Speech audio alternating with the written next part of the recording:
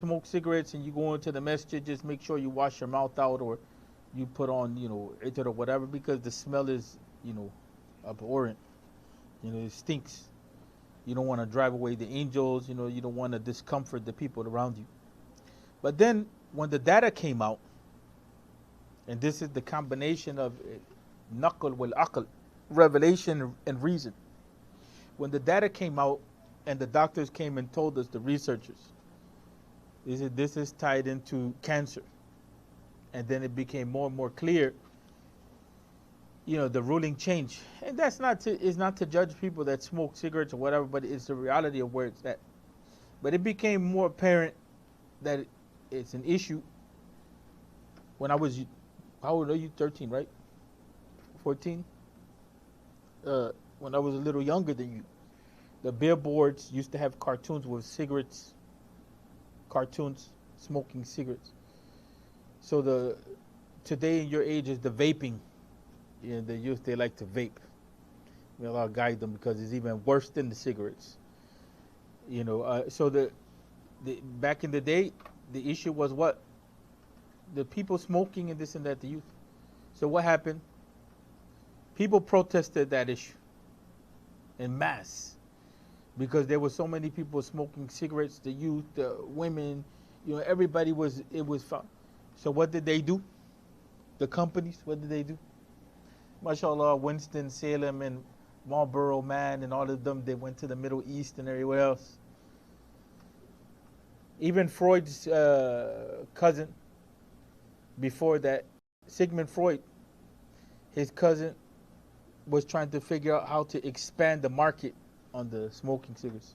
And there's a documentary, this is not like conspiracy. So what did he do? He put a woman smoking in the movie, and then what happens? All the women, so cool, This is like the phenomena of this is the danger of social media and all that, because it becomes like the movies. Sometimes the youth, they see me, they think I'm like a superstar. I'm a regular person. Why? Only for the fact because they saw my face on social media. It's not like, like I have a million followers or something like that, and I'm just like this artist that goes around. Stardom is not that. It's the power of the camera. It had that impact that women started to smoke. So when the people protested, nobody thought about that the smoking will have an impact on the baby in the womb or anything like that. So when the people protested, they began to realize, the data was coming out. They shifted everything overseas. The companies, we realized that the companies were making the tobacco more addictive. And people, it wasn't just an issue of smoking, they were also what? They were also becoming addicted. It wasn't just an issue of smoking, like they would put chemicals like Newports or whatever, it just tear their lungs up. And the same thing with the same thing is the case with marijuana now. That we're pushing a lot of that. Even in the Muslim community, a lot of people have moved to push the whole idea of medical marijuana. People have even moved to invest in it because there's so much money in it. But the harm is still there.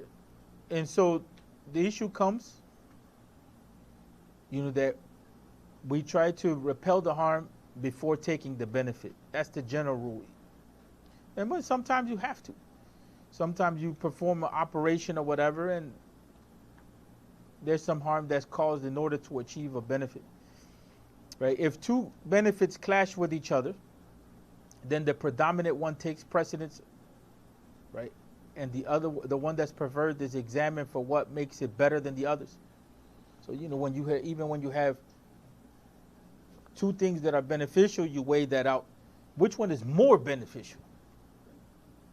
It's good to be in an awesome neighborhood, with excellent schools, but a neighborhood that's excellent with Muslims in it is better. But a neighborhood that is excellent with Muslims in it and the families are thorough and is even more better. So you have the levels. That's the scholars, they get into that. In other words, the Muslims have logic. They have a logic that they operate from. And if two harms clash, then what is the opposite? And we take the one which is lesser harm. We have to investigate. And that's kind of where we're at. This is where we're at. It's not just halal haram. This is where we're at on the daily basis. When we make decisions for ourselves, for our children, when we make decisions for work, everything, this is where we're at. People have to make very hard decisions. So, we don't want to go further than that, other than to say that hadith, the ulama use it in fiqh all the time.